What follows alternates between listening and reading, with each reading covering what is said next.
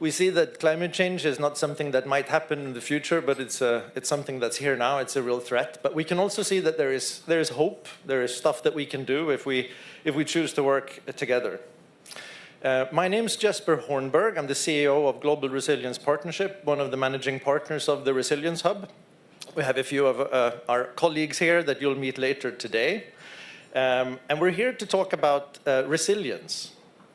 What we're doing is that really building resilience, is it something we need to learn more about? So we're going to explore that a little bit, together with Cibele, a speaker, in a little bit. We talk about resilience must-knows. That's a pretty big thing to say, right? Resilience must-knows, it sort of curls your tongue, but it's what you need to know as a decision maker about resilience. So in the face of a rapidly changing landscape, both in terms of environment, but also geopolitics, and yeah, everything is sort of connected. What do we need to know about resilience as decision makers?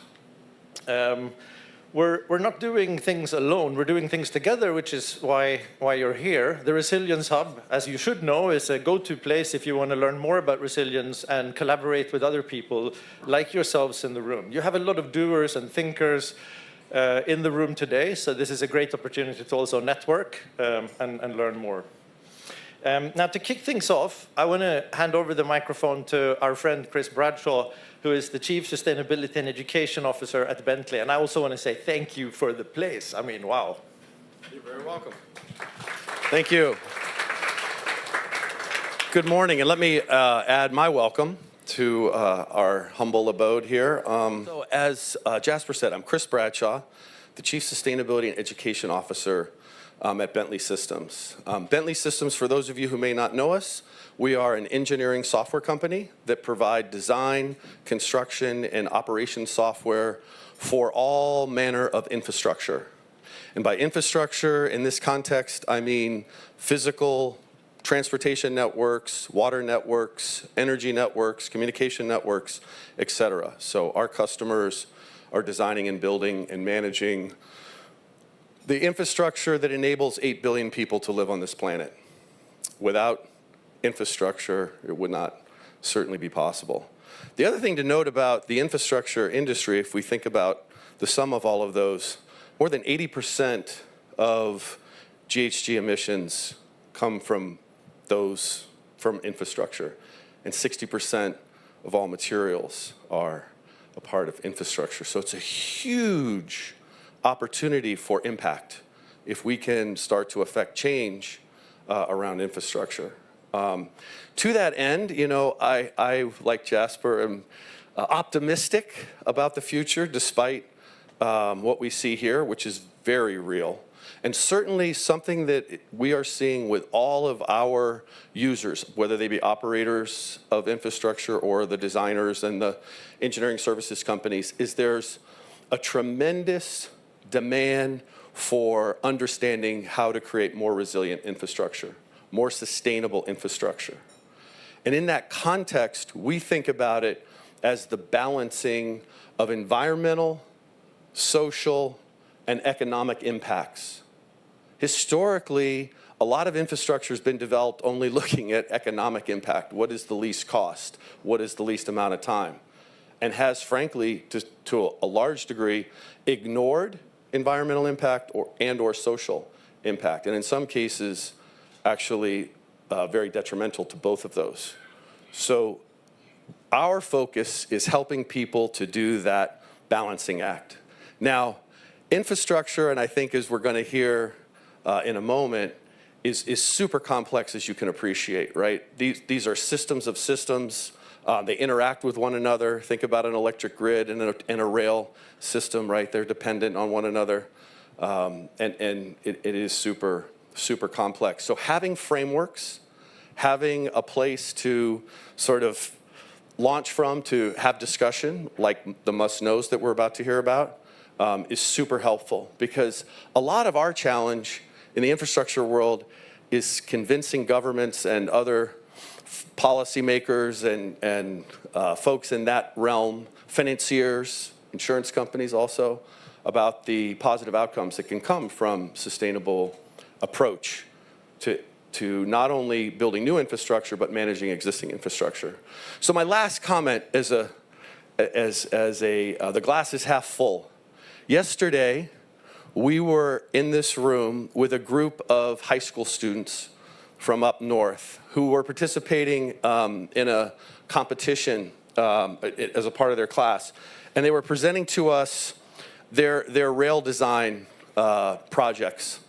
And what was super heartening was that all of these kids talked about not only what the design would look like of the rail system, how it would work, why it was necessary to connect this to this.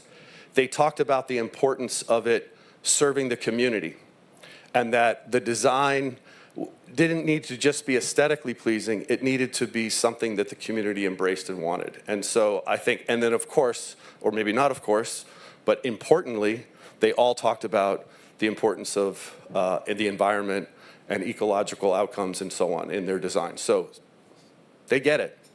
That generation gets it.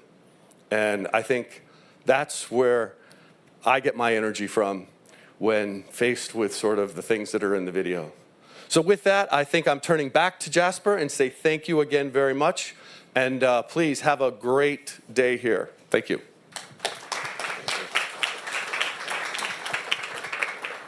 Thank you, Chris. It is truly phenomenal to be here. The view is one thing, but I mean, that kind of buy-in and dedication from private sector, I think is something that's very much needed. Now I'm going to hand over the microphone very soon to our friend Peter Bentley from FCDO. We're proud to have collaborated with FCDO over the past 5+ years. They've been part of the journey of the Resilience Hub since Glasgow and been instrumental in allowing a diverse room to happen, diverse conversations, leaving your comfort zones and so on. So very, very important. Over to you, Peter. Thank you. Just to remind, no affiliation with the building, sadly, it's Peter Bentley, nor the car, as every conversation goes with my name. So I head up our adaptation and resilience team in the FCDO, sitting within our economic, energy, climate and environment department. Just to kick off, a reminder that the UK is firmly still committed to the climate agenda. Like, this is an absolute commitment from the Foreign Secretary and from our ministers, and they're thrilled that London Climate Week is happening here. So I've just got back from Bonn, so the climate negotiations, the intersessionals, where the global goal of adaptation is, to say the least, a hot topic, and something I spend an awful lot of hours poring over pieces of paper and talking to other negotiators and those outside the room. And we're reaching the crunch point where at Belém, the global goal on adaptation is going to be agreed. And it was interesting because we had lots of conversations with people outside the room who kept kind of saying, well, is the global goal going to fix this? Is this going to be the thing that drives all the progress and changes this? And I think my answer is, well, no, it can't by itself. Like, this is not a tool to fix all of the adaptation and resilience problems. That's misunderstanding how broad and complicated it is. And I think, this is part of the branding problem we've had, I think, with resilience, is everyone's sort of, mitigation, people have in their heads, less emitting, ergo, the solution is a bit more complicated than that. But with adaptation, it needs a huge variety of inputs, of changes and ways to kind of approach it. And the global goal will help, but it won't fix that by itself. And for the UK, this needs to go alongside the complexity of the clean power, nature positive economy, but coordination across these across the different areas is absolutely critical, but also with the private sector, with the public sector, the third sector, it all needs to be working together. And to that end, so the UK is really wedded and committed to the multilateral system, but also the multilateral climate funds, both diplomatically and politically, but also, as I said, with all the actors. So you're going to see more and more during this London Climate Week on Friday, particularly at the Resilient Finance Summit, and the role the private sector can play, but also how important it is that we need to get in front of tackling the climate crisis. This is something that is happening, and I'll come back to it shortly, about climate impacts are happening now. Even if we stop mitigating tomorrow, these changes are coming in, and I think there's a we keep saying this in my department, that we need resilience regardless. We need to build this into systems. We need this in supply chains. We need this in developing countries and developed countries. This is not a unique issue. And to kind of come to this question, what decision makers should know, it's the data, the information, a clear understanding of what policies can be effective. And actually, I think to date, we're really seeing this is not actually happening at the moment. Like, we don't have enough information to really make the policies that can be the most effective. So, for example, the UK National Adaptation Plan, so it's our third one, is a world leader in national adaptation planning. However, if you follow the feedback from the Climate Change Committee, it actually got some very negative feedback. And it's a learning process. And DEFRA have been quite honest that they're trying to find ways through. And for example, this is the first time we've done international indicators within the international risks within the National Adaptation Plan.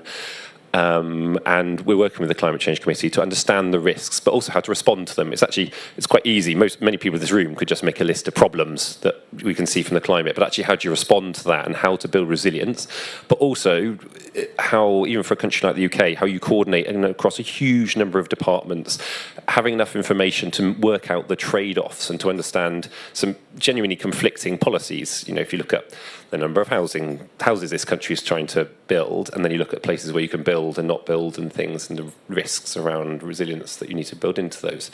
So having that kind of information and being able to make those decisions is absolutely critical. And that's something the UK, particularly with developing countries, is supporting on. So things like the Met Office is able to help with weather warning systems, is for pre-arranged financing for increasing resilient crops, and basically showing where to invest in advance of crises happening.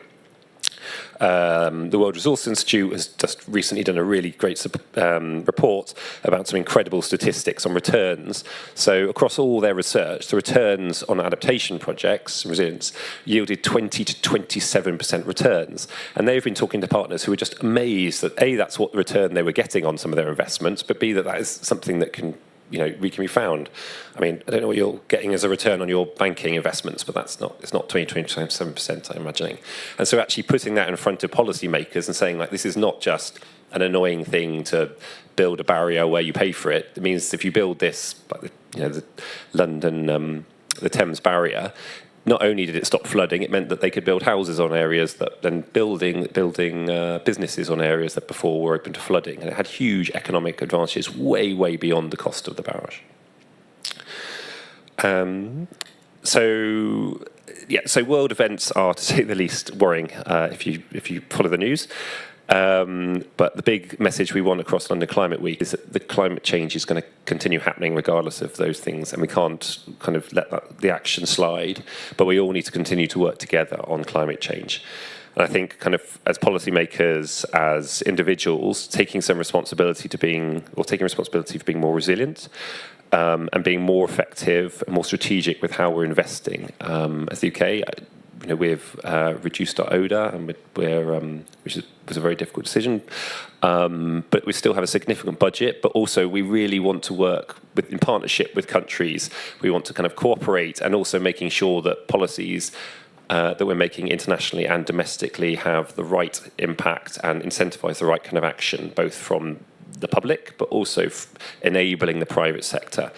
We're seeing that throughout this week, that the private sector is really keen and eager to step in, both kind of from a sustainability point of view. There's money to be made, but also there's a huge opportunity here to do more and make sure we're creating an enabling environment. So on that, thank you very much for having us. It's great to continue to be involved in the Resilience Hub and Global Resilience Partnership, and I look forward to the rest of the panel. Thank you.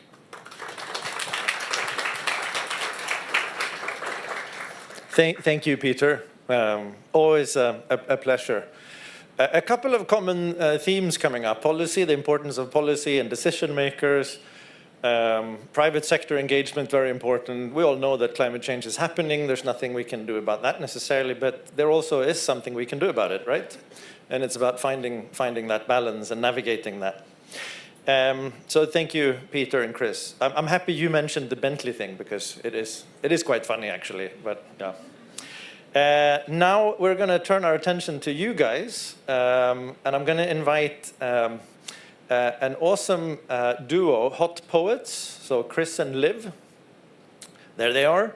And they're going to do something, and then that's going to result in something at the end of today, and then hopefully we'll get that up on the website. So you need to stay for then, because this is good stuff.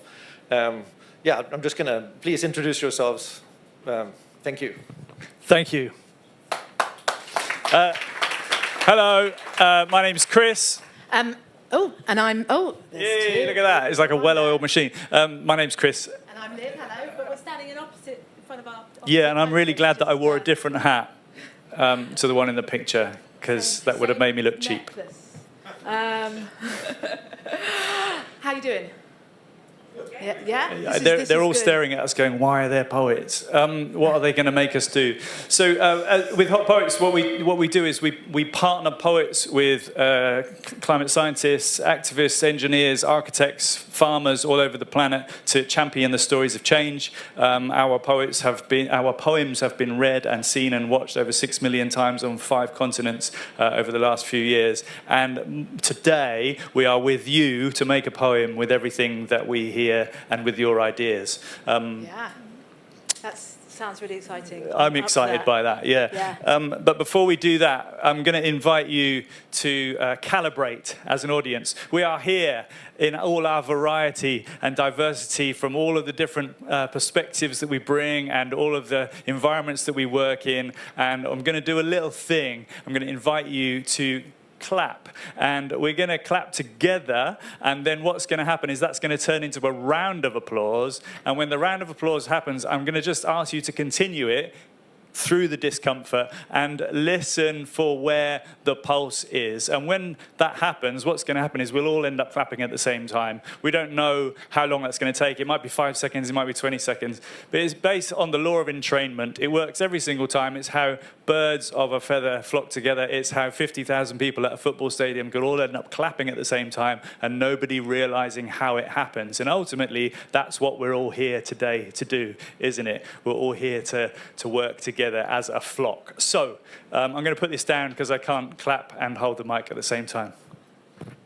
So follow me. Do this. Yeah. Easy. You're keen. That's great. Better. Yeah.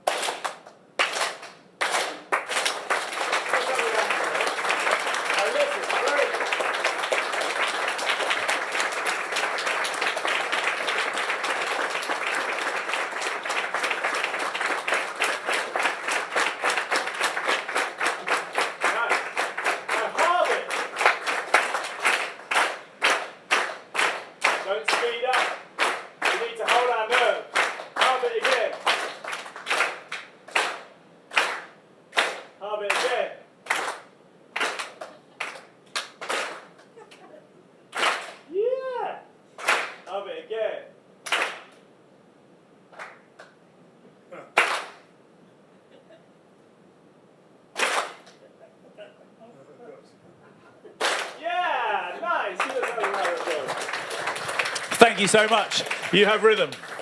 Amazing. They had quite a nice pulse as well, I thought. They did have a nice pulse. We took the pulse and it was a good pulse. And we did an event at the University of Oxford last week, and it took them ages to find their pulse. So you guys, much more confidence in. So our job today is to write a kind of poem around the 9 must-knows that you're going to hear, and we're just going to invite you to help us with the first 3. You may have read them. They're very snappy. So we want to bring a bit of emotion into it as well. But we can't. So if I get these wrong, because I think they've probably been discussed for hours to get them exactly right, but just we're going to take ourselves to the beginning point, which is the urgency, the need for resilience, the actually unquestioning need for action and resilience. And I want you to just feel that. It could be quite easy, shouldn't it, Chris? That sense of impending doom. Just let that settle upon you. That just, what does it feel like? Just don't think about it, just feel it. And I want somebody to offer what they think that feeling smells like. If that feeling of urgency and impending doom had a smell, what would that smell be? There's one over here. Yeah, go on. Smoke. Smoke, Yeah. yeah? Rusting iron and smoke, oh yeah. Burnt flesh. Lovely, thanks for Nice, impending doom. that. Yeah, bring it. Hydrogen sulfide spell. Nice to bring in the specificity. Yeah, here. yeah. And anything else? Anything that, you know, maybe, anything from the left field? What does it smell like, impending doom? You're happy with that smell? What does it taste like then? If you were to lick... There's one here. Oh, there's one there, sorry. Rotten egg, hydrogen sulfide. Yeah. Yeah. Okay. Rotten thank eggs is more fun in a poem, though. Easier to spell. So now you could get to lick the impending doom and tell me what it tastes like. What would it taste like? you. Rotten egg. Henry? Floodwater. Floodwater. And what does floodwater taste like, Henry? Bitter. Bitter floodwater. Oh, yeah. Anything else taste like? Vomit. Yeah, yeah. Anxiety vomit, did you say? Anxiety vomit. That's the name of our Really? next book, This one- one at the collaborative back, one at the book. What was the one at the back? Blood. Any others? Anxiety vomit. That's my favourite phrase of the day so Sounds far. like a terrible teenage punk band, doesn't it? So once we've realised the urgency and the crisis and we've felt the impending doom and we think, OK, we're not going to drown in the anxiety vomit. We're going to adapt. We're going to adapt. We're going to have to adapt. And we're just looking for examples now of in nature where we can learn the most from. of where- Transformation. Transformation in nature. Examples of what that might look like. And adaptation and adaptation. transformation in nature. Example, a very simple example would be the butterfly, the caterpillar transforming into the butterfly. Or you could also, where else in nature can you see examples? Anyone got one? Yeah. The humble beaver. I've written that as a note. The beaver will change the course of rivers and will help against the bitter flood water. Any other examples in nature? No? One at the back. The Black Death. I mean, Well, I was thinking maybe positive animal examples, but yeah, there is obviously the Black Death as a way of controlling population. I've got here the migration of birds as well. They adapt to their climate as humans follow that course as well. Any others? Nature. Genetic mutation. Have you got a specific example of genetic mutation? It's always nice to have actual what genetically modifies itself. We have been involved through evolution, so any mutation that sort of brings us like better capacities. Leads to different species. Evolution. Evolution. Yeah. Okay, so my third one, we're going to get you to help with the third one as well. Once we have realised we have to adapt and felt their urgency, we're looking at the third one I've called it a stitch in time. That kind of, what do we do to prepare for risk? What's our risk mitigation? But can we think of some examples of in our lives where we prepare for risk, where we put that stitch in time to save 9? Chris gave me one this morning. What was yours? To mitigate? I think that was inappropriate, but it was definitely about making sure you put your pants on before you leave the house. That's a big risk In a high wind. mitigation. But let's go a little bit more highbrow than that. So I guess this is about, what we're here today for is talking about if we invest now, we save later. So what are examples? The Thames Barrier was a really good example we heard earlier of that, how that stopped the flood, but also ended up bringing a lot of opportunities for new developments. Any other? But can be personal examples from your life, such as my pants. Waterproofing tents or? My family is all living on a farm in Australia. They always have a bag ready in case of fire. Bag Always packed. have bag packed in case of fire. What's in the bag?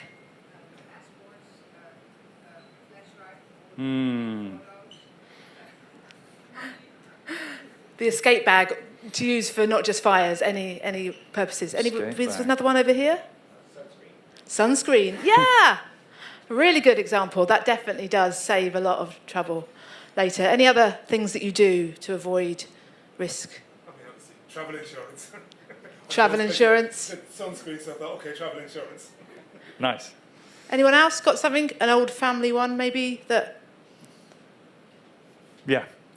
When we were kids, we used to get shoes that were a size too big so that you could grow into them. Ah, nice. Yeah.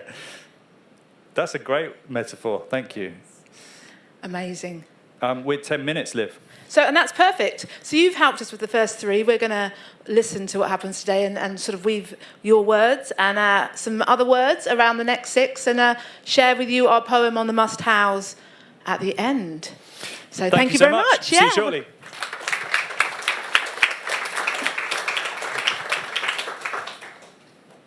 Thank you. Good energy. I like how you guys clap. Never been able to do that. I need to talk to you guys when I'm done today. I look forward to the end product, end of today. While we wait for that, I want to introduce a colleague of mine, the Director of Knowledge at the GRP, Cibele Queiroz, who has been spearheading this resilience must-knows work. Now, she's going to take 15 minutes to give you some real meat on what you need to know about resilience. 15 minutes is not a long time, so I feel I should point out that it's been a massive undertaking with thousands of publications reviewed on existing resilience, reading hundreds, working with hundreds of scientists, and all of this has been distilled into 9 must-knows. So I'm just going to hand over to you, Cibele, a true hero in my eyes. Thank you.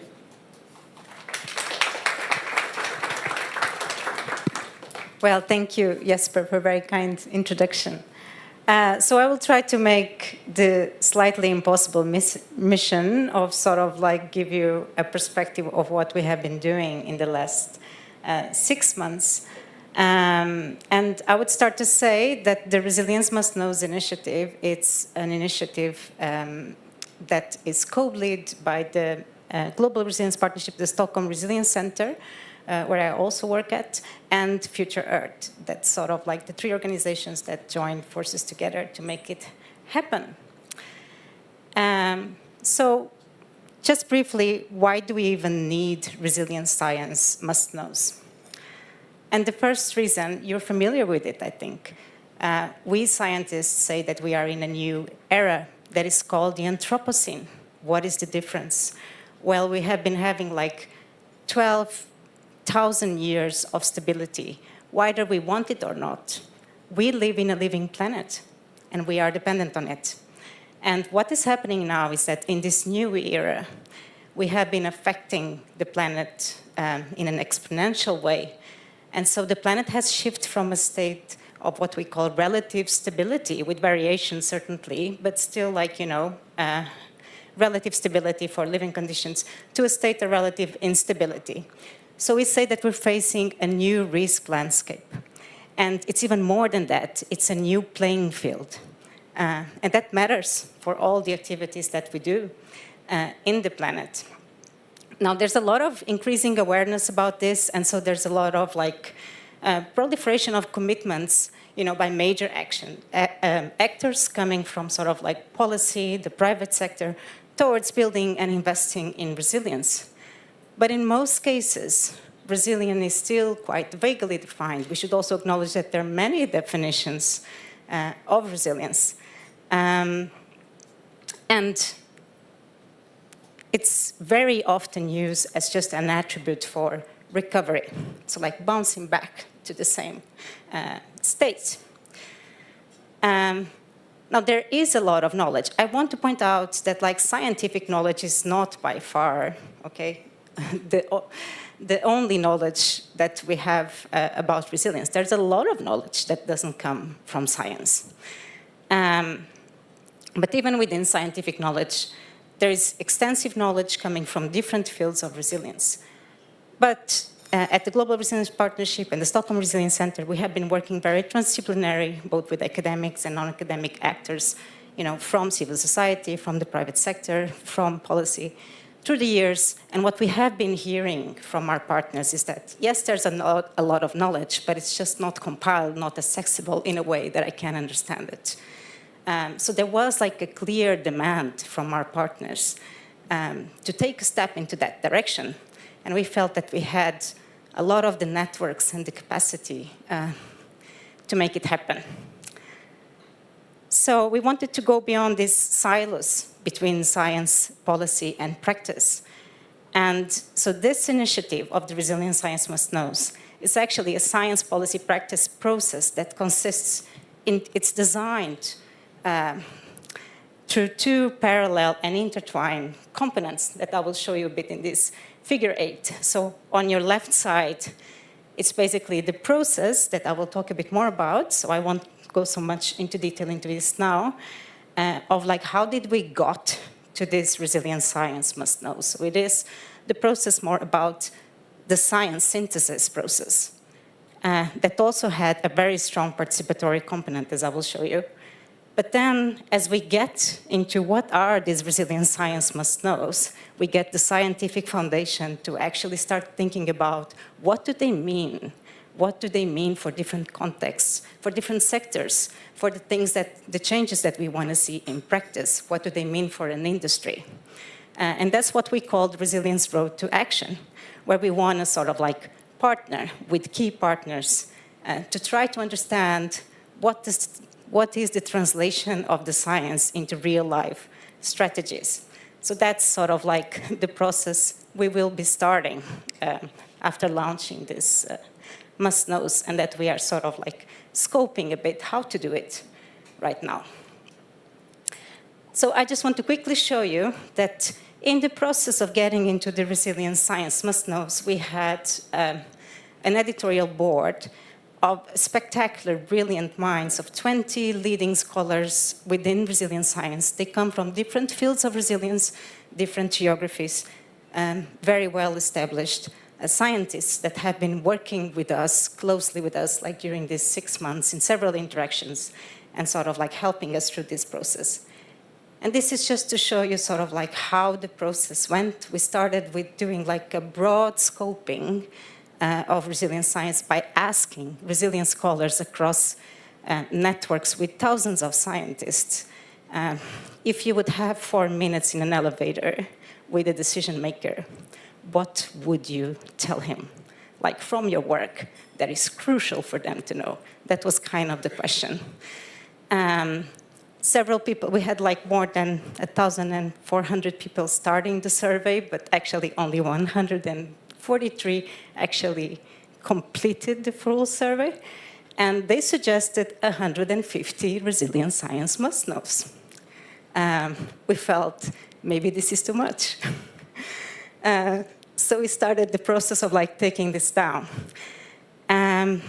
We complemented this with a literature review across 19 different fields of resilient science, where we focused on key and seminal sort of like papers, like reviews of different parts of science.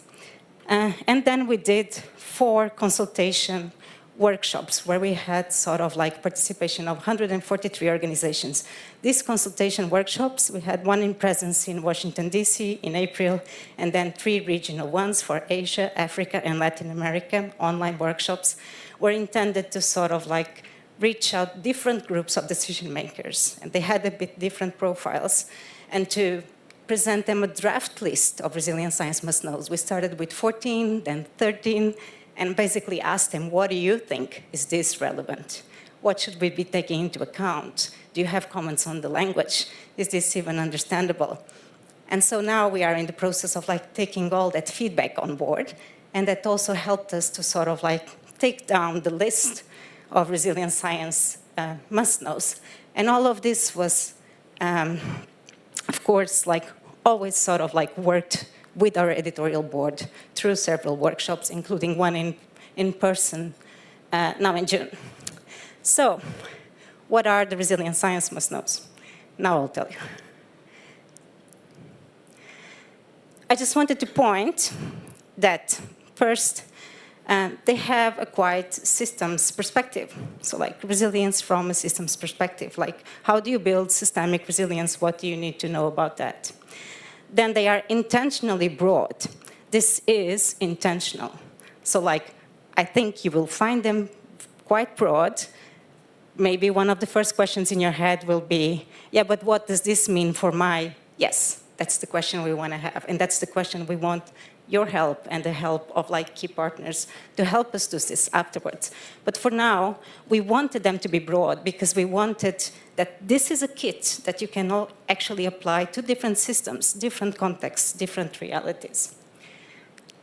And then also this list of 9 resilience must-knows, it's not a final product. They are being refined now as we speak until the end of September. They are still not launched. This is kind of a pre-sneak. So they will be launched at COP, okay? And then that will be sort of like their final version. But right now, this is something that is still being refined, both language and content. So the first 3 resilience science must-knows are quite a bit about what is resilience and why is it important. And then we have 6 others that are more about how do you build it. So sort of like what sustains resilience. I will quickly guide you and we'll just like mention the main things in these must-knows. But they are far more complex than what I'm saying here, of course. And the first one has to do with what I said before, that resilience is not longer optional, but actually critical to deal sort of with this increasing risk landscape. And it's also important to say here that not all resilience is desirable. We have a bunch of like very unsustainable, unfair systems across the world that are extremely resilient. So breaking down bad resilience is as important as building up good resilience. And to break down bad resilience, we sometimes need fundamental changes like transformations. So we should ask resilience of what, to what, for whom? Those are important questions. The second thing is that resilience is much more than just recovery or bouncing back. It's a triple capacity, persisting, adapting, and transforming. And depending on the type of disturbance that hits a system, we might need one, the other, or even several of those. And in different times, with different disturbances, we will need to shift between those. So sometimes adapting is not enough because the challenge is too big and our system is not fit to answer to that. Then we need sort of like more fundamental change.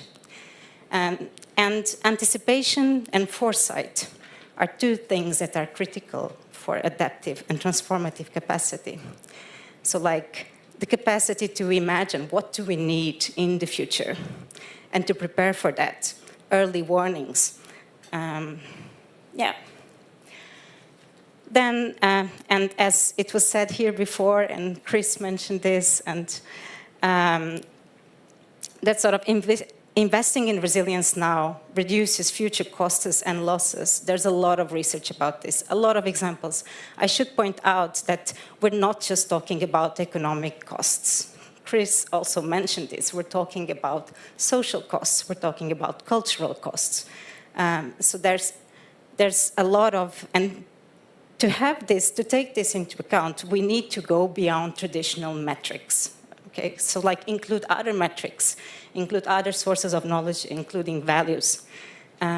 So not just economical values, although there's a lot of research that shows this in economical terms as well. So we should not downplay the impacts of, or the negative impacts of inaction.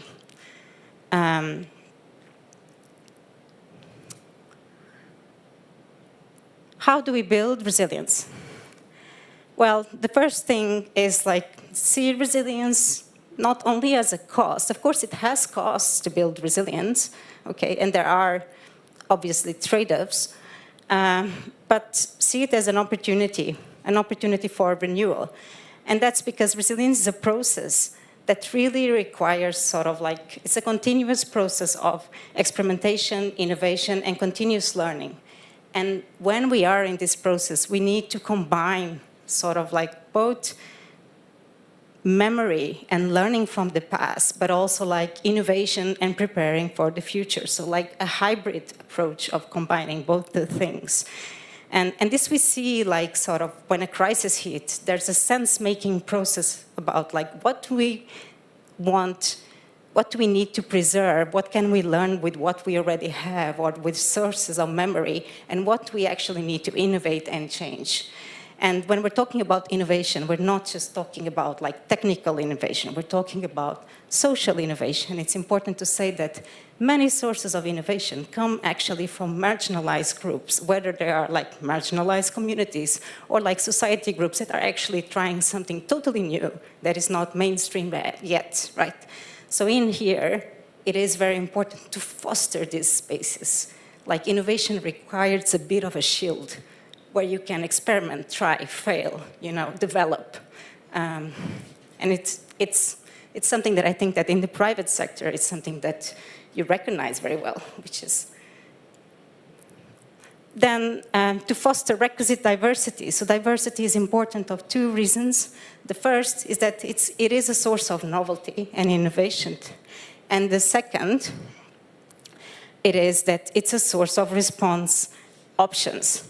So when a crisis hits and if we want to preserve a function, if we have a diversity of response options that can respond to that crisis, we are more resilient. Number 6, it's about nurturing appropriate relationships among people and between people and nature. What we mean by appropriate? It's because connectivity is something that needs to be actively managed. It's not good to be too isolated. I think we all know about that. If we are too isolated, a crisis hits and we have no choice, right? But if we are too over-connected, any crisis in any part of the world will hit us. Like this was very clear, for instance, with the food import dependencies during the war between Russia and Ukraine right now that affected, that sparked the food crisis, or it was an aggravator of the existing food crisis. But we see examples of this like all the time. Like for indigenous communities, even very small levels of connectivity sometimes can be harmful.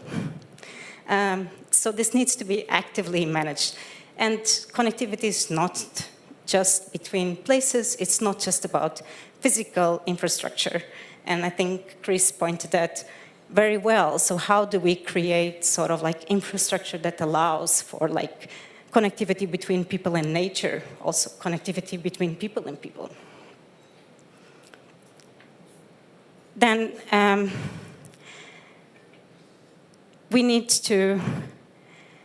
we all know about the importance of cross-scale alignment. The point that we also want to make here is that sometimes we talk about mitigating trade-offs, but trade-offs actually exist. They cannot always be mitigated. If we implement resilience at one scale, we can have trade-offs and unintended consequences at other scales. This is studied. It happens often.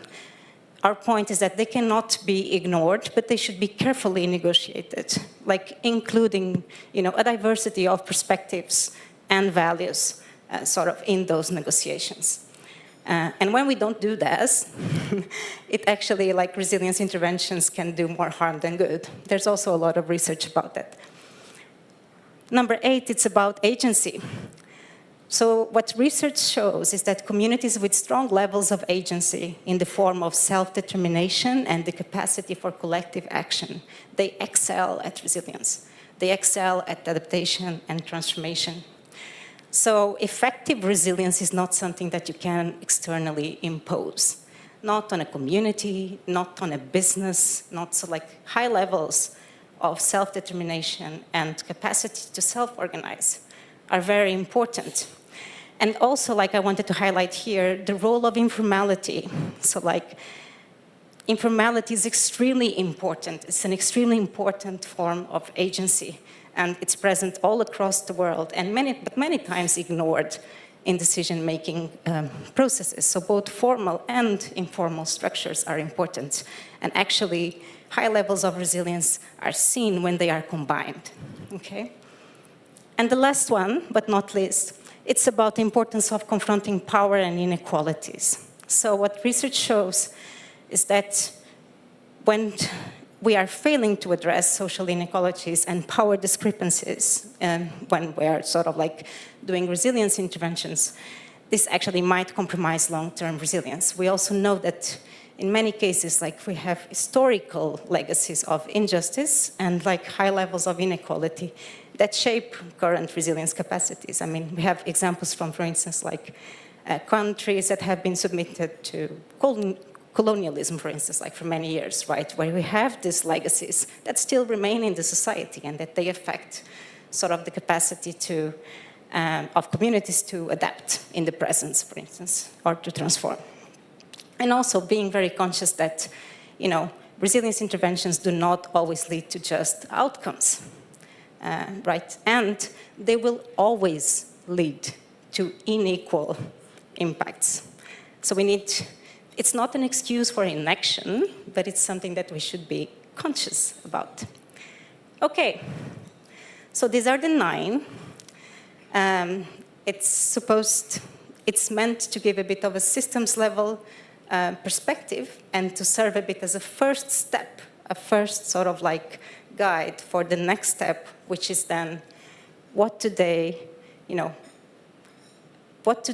how can we translate this into sort of like more real life strategies for different contexts? It's also important to say that one of the goals with this resilience science must knows is that we should not be focusing on one. I think that's what many organizations across the world are doing, like we're focusing on a couple or on, but they should be seen a little bit as a package, sort of like, of things that we should be thinking about. And again, they are not final, they are being refined now until September, and they will be launched at COP. Thank you. Thank you. Thank you, Cibele. You're covering so much ground in 15 minutes, and you sort of kept time. We were running late already, so thank you. I have the easy job of just saying, wow, what a great presentation, and then I'm handing over to another awesome individual. So now we're going to dive a little bit deeper into the meat of this, and it's my pleasure to introduce one of my idols that I watch on BBC, Henry Bonsu, who will take us through the next segment. Thank you. So thank you very much. I had no idea I was your idol. That's fantastic. I'm going to do a bit of adaptation and resilience building myself. I'm assuming this moves. Good, it moves. That's good in terms of adaptation. What about mitigation? Yeah, I think we're okay. Fantastic. Thank you very much, Cibele, for that brilliant introduction to the 9 must-knows. I'm Henry Bonsu. I'm a television and radio broadcaster. I usually appear on Times Radio, Jesper, rather than BBC News these days. That's a bit of adaptation in my own professional career as well. Thank you very much. So imagine you're in the Times Radio studio. It's a Thursday evening, and we're going to talk about resilience in a systemic way. Usually on TV and radio, when we talk about resilience, it's when something has gone badly wrong at Heathrow. Say there's a power outage or a fire, and all planes have been grounded for 36 hours. We have no resilience in Britain. Or there's a problem with the Euston station and nothing is going in and nothing is going out. We say, we're supposed to be a high-level, highly advanced country. Why do we have no resilience in the system? The slightest thing goes wrong and we're all, you know what happens to this country whenever there's a bit of snow or a bit of rain or leaves on the line. So we're going to examine the must-knows. We're going to dive into the complexities and consider how they might work in the real world, as you said, Cibele. You know, what is the real world implication of these 9 must-knows? Who should they be implemented by?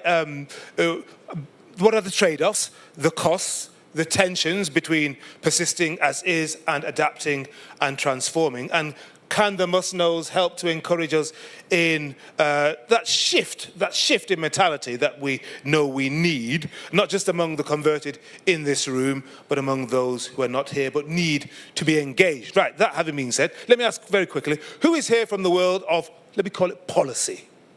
World of policy, researchers, if that helps, scientists? I know researchers and scientists often see themselves as the same breed. Who is here from the private sector? There's a few of you. Good. You're not such a rare species. What about civil society? That's possibly the majority. Great, okay, I think we've got all bases covered. Let me introduce the panel.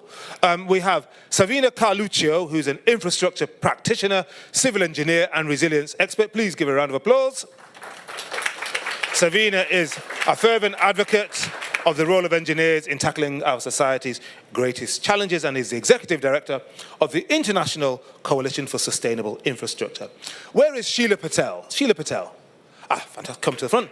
Sheela is founder and director of the Society for Promotion of Area Resources, SPARC, and that's an organization that has been working to address the needs of communities living in informal settlements across the global south.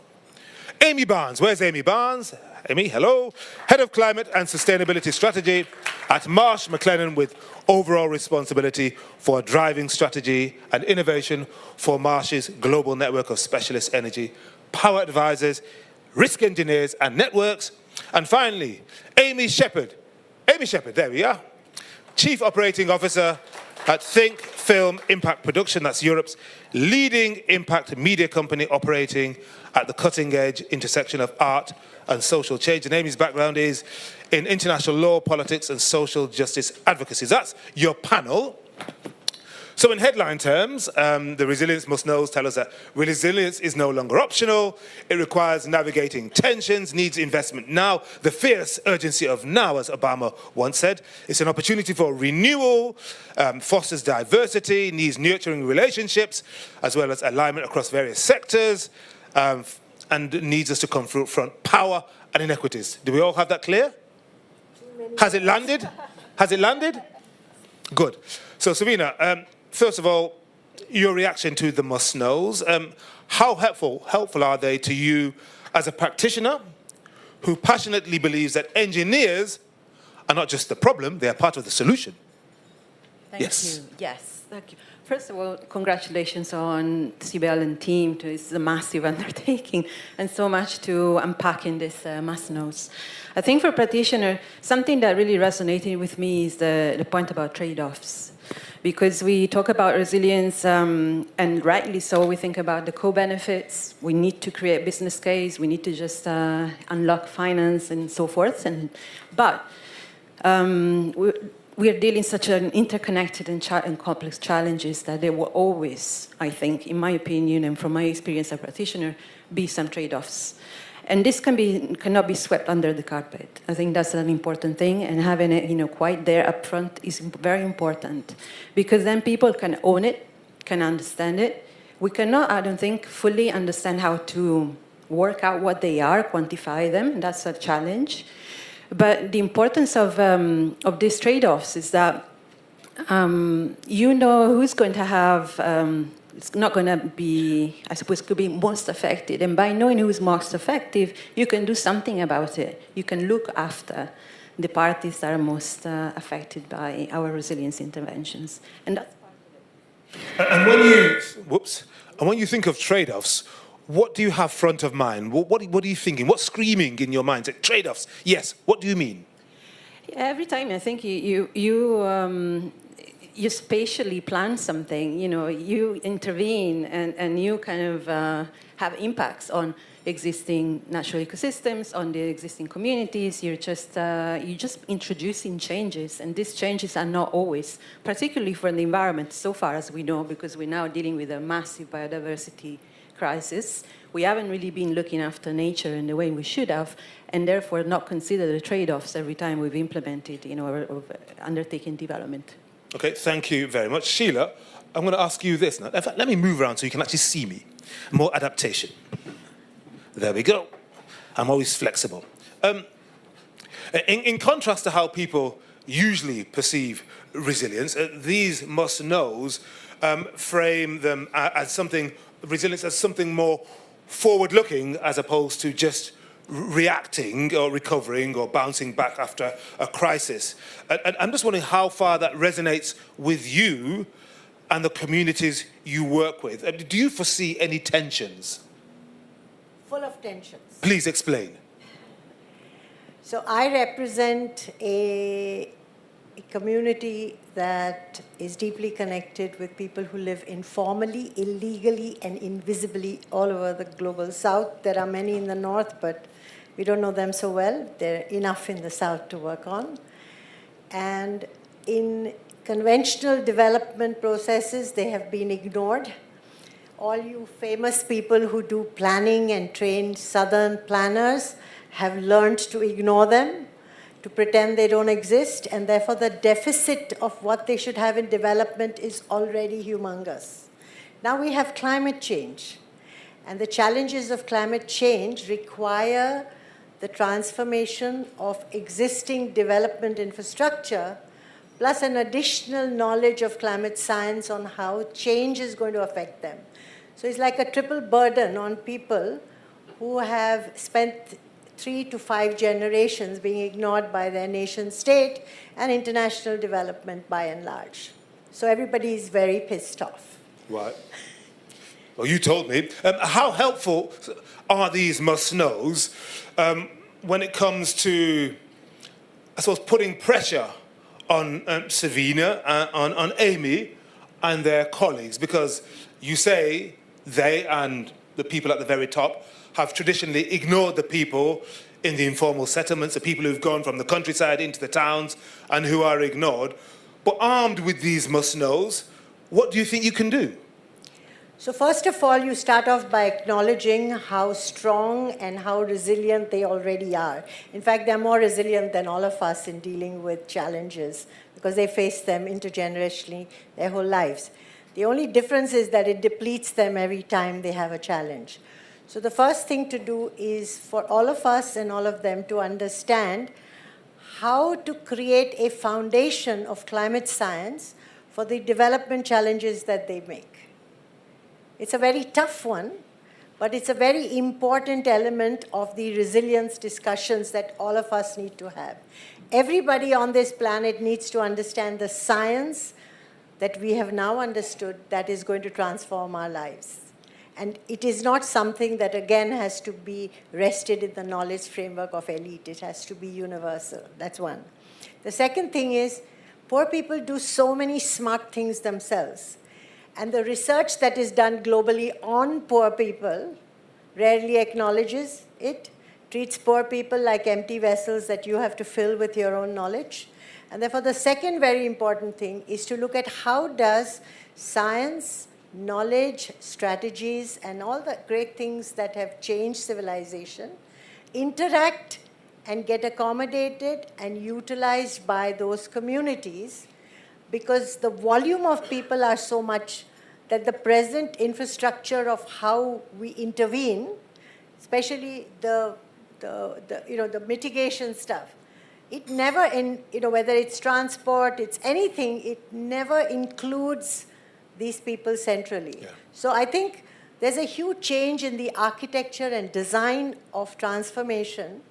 And I think the process of building resilience can incorporate that more strategically than issues of mitigation. And there's no question, in every country in the global south, when there is a climate crisis, the heroes are poor people who are generous, supportive. Even in COVID, all of us got whatever we did because there was some person who desperately needed a job and took the choice to go out. But in 1 week, all that goodwill goes away.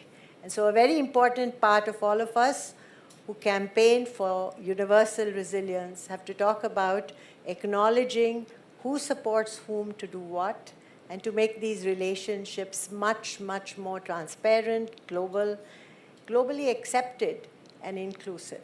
Okay, thank you very much, Sheela. Amy, you were leaning in and listening intently. You're head of climate and sustainability strategy at Marsh McLennan. I'm just wondering, when you hear what Sheela has to say, how do you think you and your colleagues, the people who are in specialist energy and power, your advisors, how are they going to think differently? How can they incorporate the concerns of the people at the grassroots? How can they use this must-knows in order to do things differently? That's a really tough question. And listening to Sheela was also, it's really tough to follow that because my industry is guilty of being part of the community that ignores the community that you're talking about. Now, that's not exclusively the case, and I have a colleague in here somewhere, if I could see, Jaime, where we're trying to get more and more financial resilience to the most vulnerable communities. But generally, throughout the world, insurance is a relative luxury product. You have to have things to protect to be able to afford insurance or to need insurance. So the industry that I'm part of is really trying to focus on how can we provide the financial incentives to recognise the return on investments that the must-knows talk about, the fact that there is a payback, and depending on who you read, between $4 and $13 for every dollar invested of payback. But that's very much for the haves. That really isn't contemplating the have-nots. So if we think about the have-nots, some of the ways that we can better support them is, I'll talk about a specific example for women in the informal economy in India, recognising that when they're exposed to extreme heat, it's unsafe to work in the market, and people don't come to the market. So how do we provide them the financial resilience?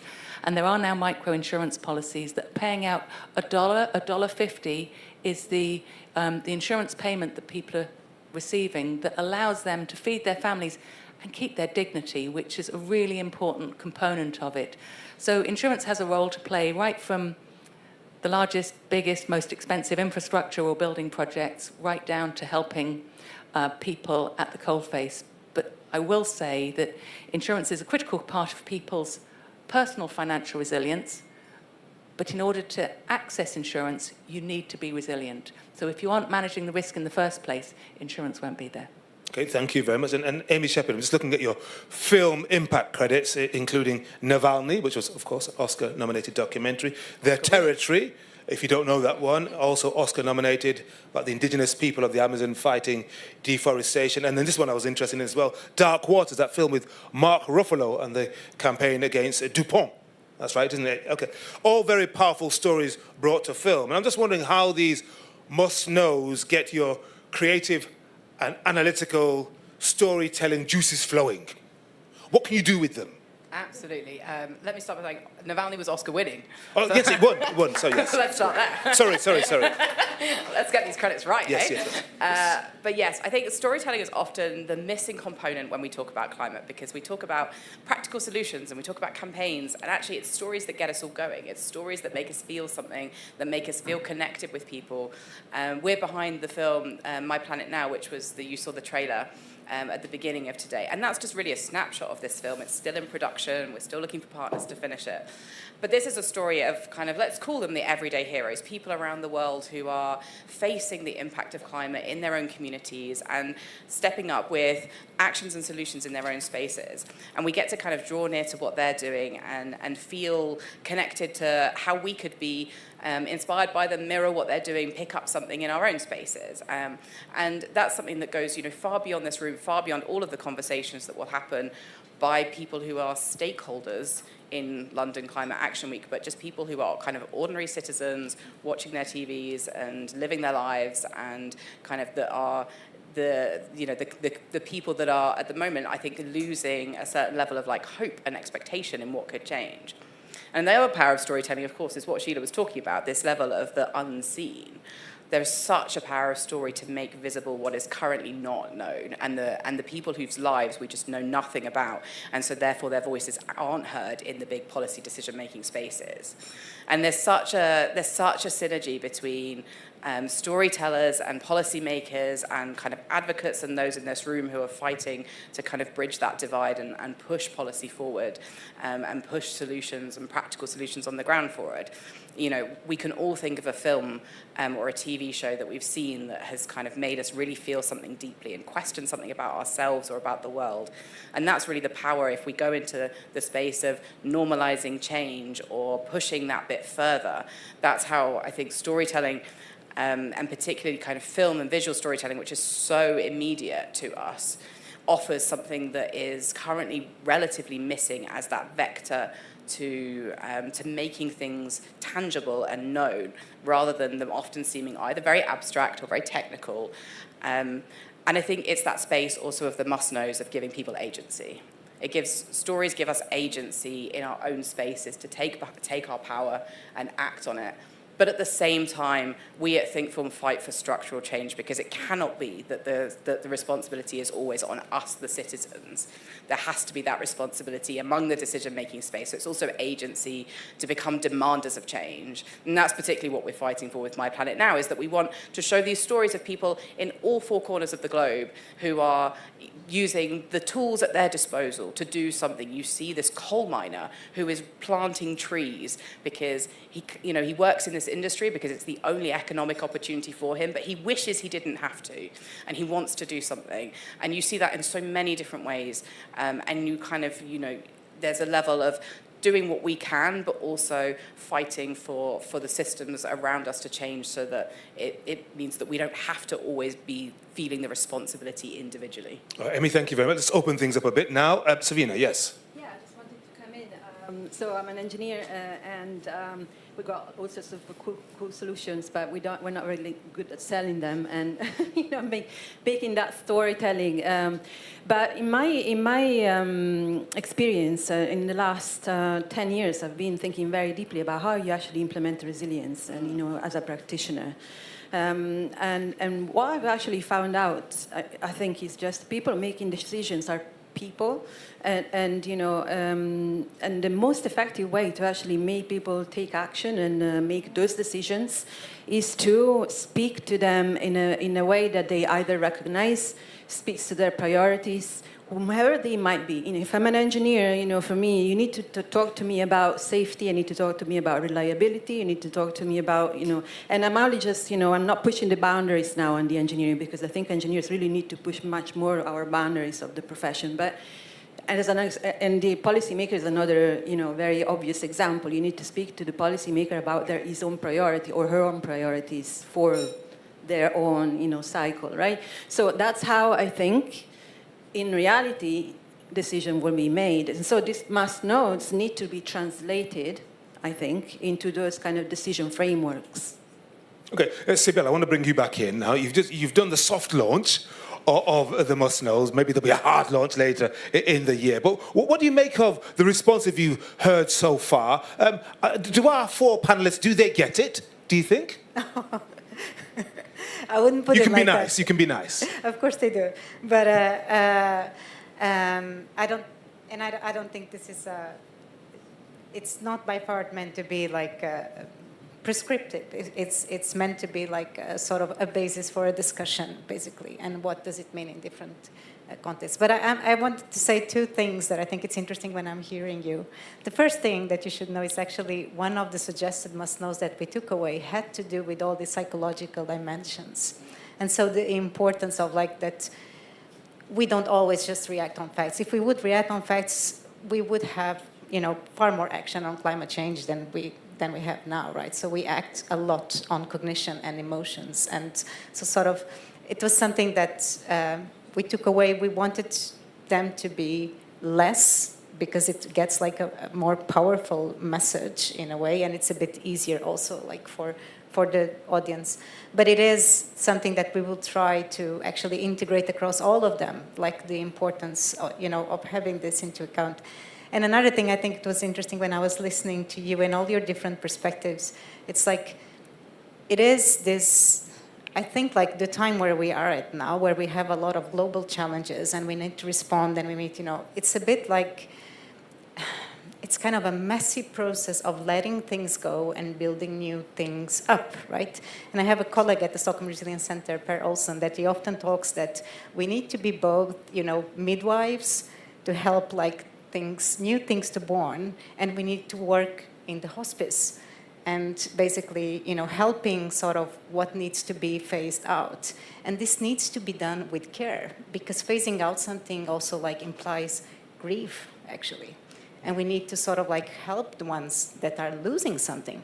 This can be at all scales, this can be communities losing their home places that need to be displaced, but this can be companies that have been investing in particular models for several decades, and that have an identity around it, and that actually need to shift. Or a farmer, that is sort of producing beef and now suddenly is told that no, you need to produce pulses instead, and his family has been doing this for 100 years. So it's like, you know, there's this sort of like both of these things that need to happen. I think insurance has, you know, a key role in that, because actually, you know, it is a very smart way also of giving the right incentives. So like you can give incentives to more adaptive strategies. You can give incentives to more sort of like, then of course it is also like the individuals need to be sort of like able to implement those strategies, right? Fantastic. Thank you very much, Cibele. So we've got policymakers, researchers, scientists, private sector in the room. Does anybody have an urgent point, a question, or a very brief comment before I go back to the panel? I can see a sea of blank faces, but I want some resonance. Ah, yes, gentleman there. Just let us know who you are. Make your point briefly or your question. Thank you. Hello, Ashley Bateson Hawley. I'm a consulting engineer and work in property development, and I find investors and the insurance sector really not specifying enough requirements for resilience.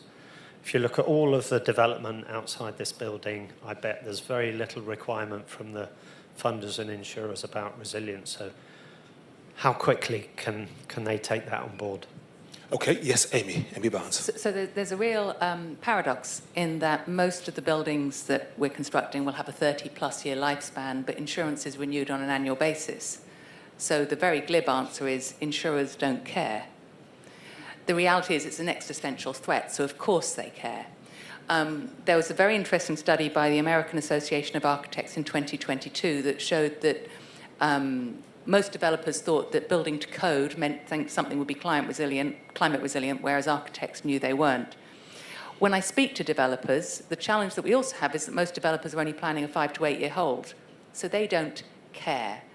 So the problem is that we have too many actors in the process that don't actually have skin in this game. And so the insurance industry, my industry, we do because it's an existential threat, but if one insurer were to act and say, you need to take all of these, you need to engineer in all of this resilience to make this, this building fit for purpose, their price or their conditions would be so onerous that they wouldn't be competitive because somebody else would price it based on the annual cycle, and the developer themselves is only planning to hold for 5 to 8 years, so why would they have the additional cost of construction? So I'm afraid we need some stick because carrot, it just isn't working. Okay, thank you. Do we have another question or comment briefly? Let's have a look. Speak now or forever hold you. Lady there, yes?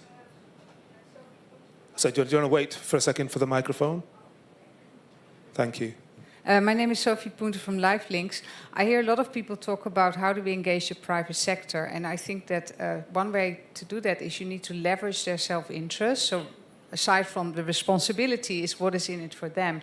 And if any of you have suggestions on how you could proactively engage private sector in building this resilience? Thank you. Okay, I'm going to ask you, Sheela, before Savina. Sheela first.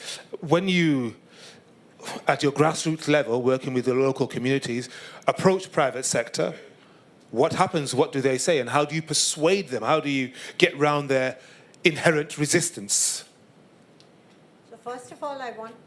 Yes, okay. You can hear me? Yeah. I just want to go back to something that you were saying in your presentation about the power of aggregation. So here is the president of my federation, Joe Maturi. We work in the Slum Dwellers International works in 17 countries and has an amazing aggregation that can beat all yours. So we have now a global voice that is also very powerful nationally and locally. And we build our members' capacity to start off with doing what they can do. So of that process, my job right now, since I have begun to understand the link between habitat, resilience, and the crisis that we are going to face, we asked women what they wanted to do most. And they said, our homes are not equipped to deal with extreme weather. Mm-hmm. So we have a campaign called Roof Over Our Heads. And what we do is that in every city, in every country, across countries, we look for educational institutions to whom we challenge, whether they're engineering, architecture, planning, whatever, to say, you don't have any frameworks to work with what is safe for poor people to live in. Because in Asia, 92% of people who live informally design, construct, and finance their own homes. So what new knowledge do they need, and who needs to be there to support them in that knowledge?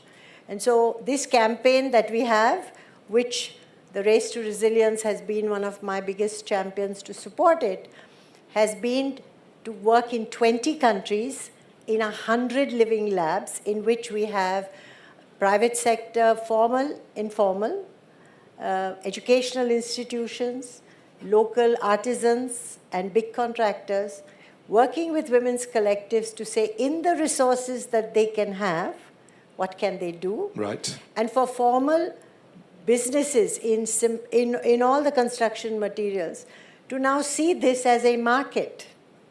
And how do they produce materials in order for poor people to be able to buy their high-tech materials that are green and effective.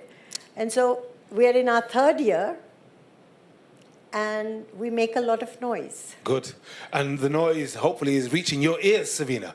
Oh, yes. Maybe Sophie. Hello, Sophie. So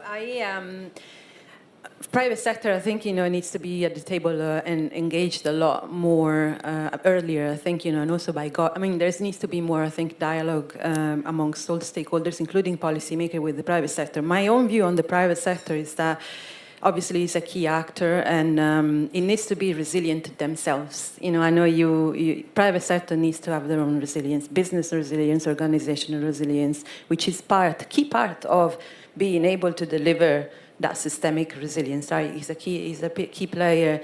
We don't really just go to the private sector for capital, but we also rely on the private sector to be resilient themselves, which they are taking steps towards. I would just say competitive advantage. I think there's so much downside. We can talk about risk mitigation, risk avoidance, but if we look at the floods in Slovakia and in Switzerland that impacted a number of the major auto manufacturers, those that were more resilient had better financial results. And so let's plug the opportunity.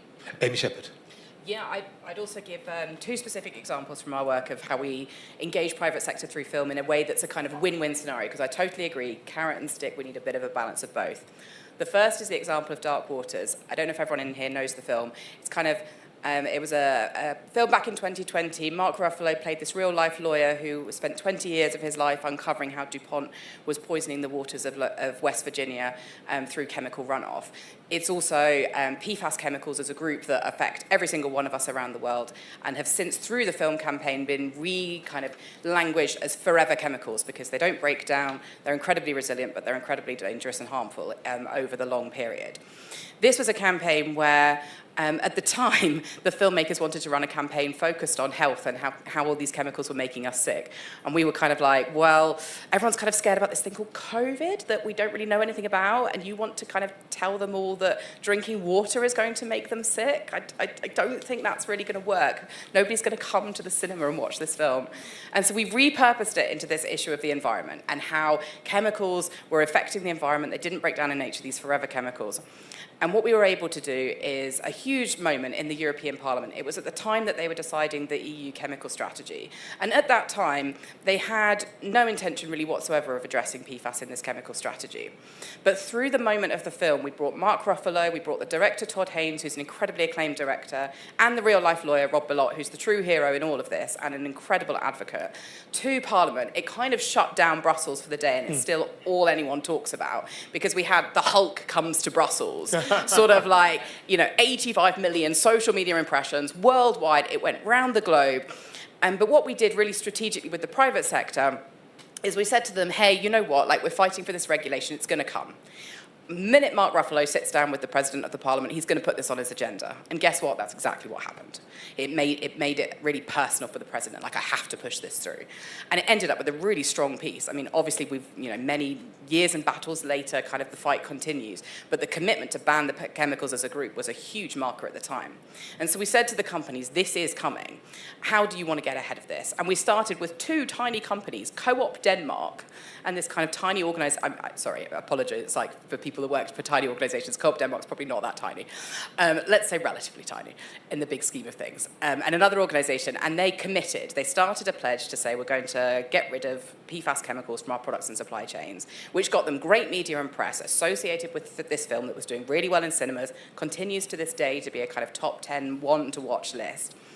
And then this pledge got picked up by an umbrella organisation called ChemSec, who kind of took it forward. And now this has been signed by over 120 companies, including big brands, H&M, Lacoste, IKEA recently joined. And it's something that's become the ripple effect of something that's sticky that people now want to join because they see the positive benefits for the marketing opportunity for the film, but for themselves, as a brand, but also in terms of the way that it matches with other things that they're wanting to do. Like H&M already had a big program on kind of other chemicals, and so this took that program a step further.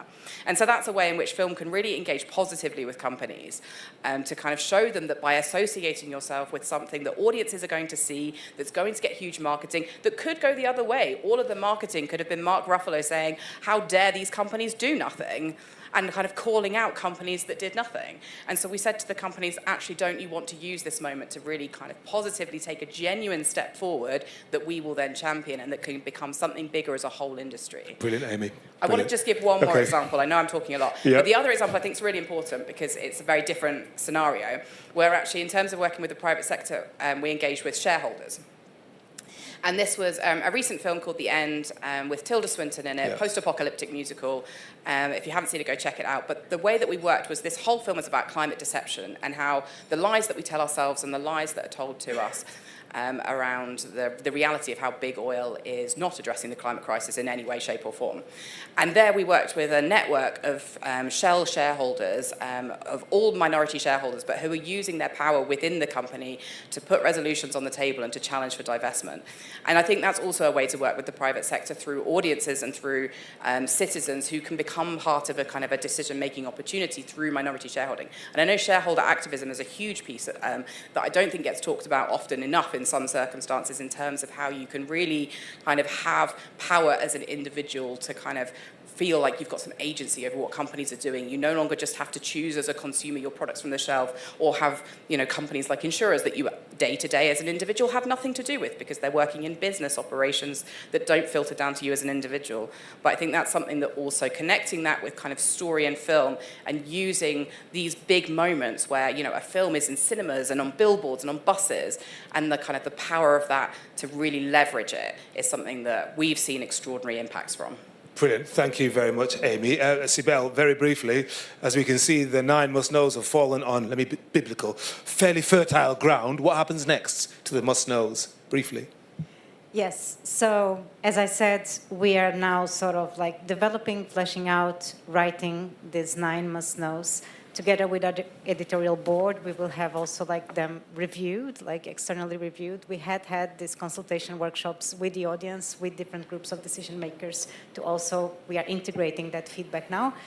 And then at COP30, we will be sort of like officially launching them. There will be a report with them where they will be more fleshed out with more examples. We're also in parallel developing a database with different examples that talk to these different Brazilian science must-knows, and also a source of all the literature sources from the science also connected to the must-knows.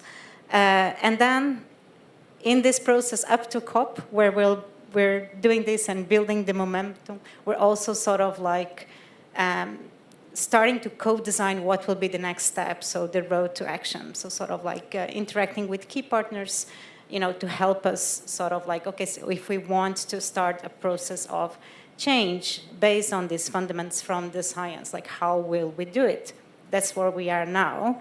And after the launching at COP, we intend to really sort of like start that process of wonderful, more in full. Excellent. Cibele Queiroz, Savina Carluccio, Sheela Patel, Amy Barnes and Amy Jesper. Thank you very much. It's been an excellent panel. Thank you very much indeed. Now let me hand back to Liv Talk and Chris Redmond. The Hot Poets. It's now time for you to shine again. Thank you very much indeed. Let's have round 2 of the Hot Poets. What do they have in store for us now? Thank you so much.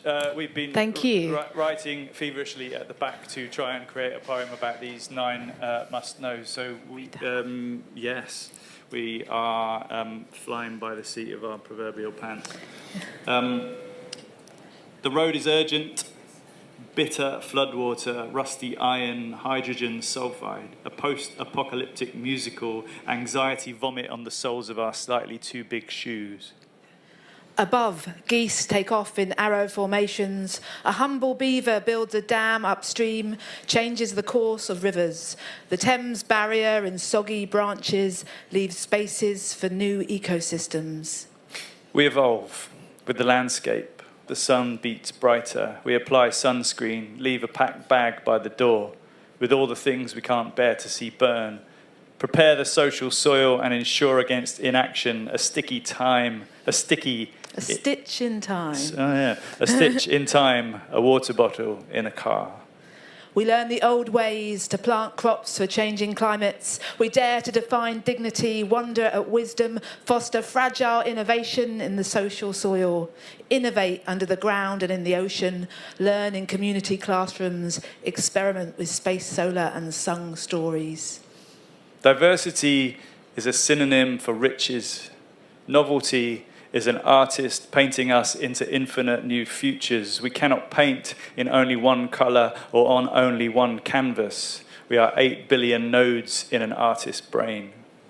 We make conscious connections, tread carefully through codependent quagmires, islands of self-reliance connected by blazing lights, insights, blue corridors and compassion. Let quiet people weave green corridors through gardens and window boxes so that the bees can keep flying. When we think of systems, we can think of an orchestra. You can't hear the whole symphony with only the violins. Every piece of music needs a composer and all the composers who came before, and every instrument maker and every player and every seat in the auditorium and those who built it. We operate as seed, as tree, as forest, as nest, as flock, as sky. Where agency drips off our fingers like beach cleanup data and collective community action, grassroots growing into forests, citizen scientists shaping social solar systems, entrainment of informality. And as we shift and acknowledge behaviours must change, opportunities' windows must also be mirrors so that we can act with our ancestors at our shoulders, legacies of empire, informing shared imaginings, holding hands with our shadows so tomorrow can be brighter. Thank you.